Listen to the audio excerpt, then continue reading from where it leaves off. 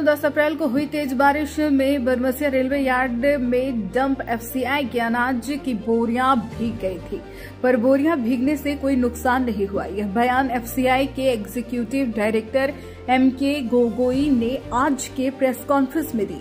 उन्होंने बताया 54,000 बोरी चावल केंद्र सरकार की एथेनॉल OMSS स्कीम के लिए पंजाब से मंगाया गया था। 10 अप्रैल को तेज बारिश हुई थी, अनाजों को तिरपाल से ढका भी गया था। तेज हवा के कारण कुछ बोरियां बारिश की चपेट में आ गई। QC अधिकारियों ने निगरानी में नियमानुसार चावल को सुखाकर पूरी तरह से बचा लिया गया। FCI को कोई क्षति नहीं हुई है। ऐसी परिस्थिति भविष्य में दोबारा उत्पन्न नहीं हो, इसके लिए संवेदक को भी अधिक संवेदनशील रहने को कहा गया है। रेलवे यार्ड में शेड निर्माण के सवाल पर उन्होंने कहा कि इस दिशा में भी विचार किया जा रहा है। रेलवे से भी इस पर पत्राचार किया गया।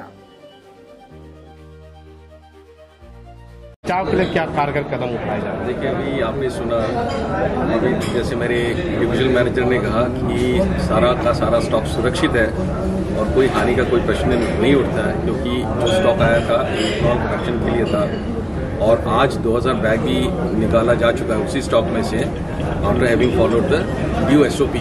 ऐसा नहीं कि जो भीगा हुआ स्टॉक हम दे रहे थे, भीगा था, बरसात बहुत ही हैवी आई थी 10 तारीख को, और ऐसा मैंने खुद भी देखा था पेपर में कि उस दिन कई सारे फ्लाइट्स कैंसिल भी कर दिए थे कैलकाटा में। ऐसी बरसात में अगर आए तो डेफिनेटली लाजमी है कि थोड़ा बहुत पेरिफेरल डैमेज होता है, नुकसान होता है, पानी आ जाता है, लेकिन उसका भी एक तरीका होता है जिसको कि हम अपनाते हैं। हमारे QC ऑफिसर्स का प्रोसीजर ऐसे प्रोसीजर है। उसके बाद हम उसको जो भी ड्राई अप करने का प्रोसेस करने के बाद जिसको स्टॉक जिसका स्टॉक है उसको हम हैंडओवर भी कर देते हैं। किसी को स्पष्टीकरण हुआ कोई कार्रवाई है उस मामले में?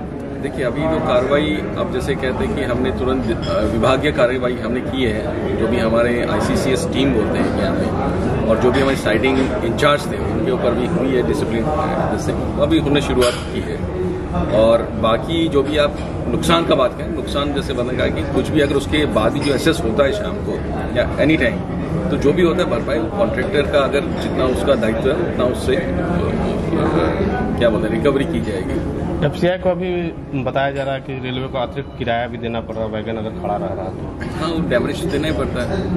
वैगन खड़ा रहेगा तो डैमेज देना ही पड़ेगा, क्योंकि उसी की वजह से कि वैगन जल्दी रिलीज हो, नेशनल लॉस ना हो, तो हमने वैगन को टाइम पे उतारने के लिए ये इनिशिएटिव लिया था कॉन्ट्रैक्टर ने। भविष्य में क्या शेड का निर्माण का कोई प्लान है क्या? क्योंकि इस तरह के देखिए, तो बारिश होती रहेगी। चाहते हैं कि हमारी बेहतर से बेहतर इंफ्रा हो यहाँ पे, जहाँ पे भी हमारा स्टॉक आता है, क्योंकि आज की बात नहीं तो सालों साल से चलता आ रहा है और आगे भी चलता ही रहेगा।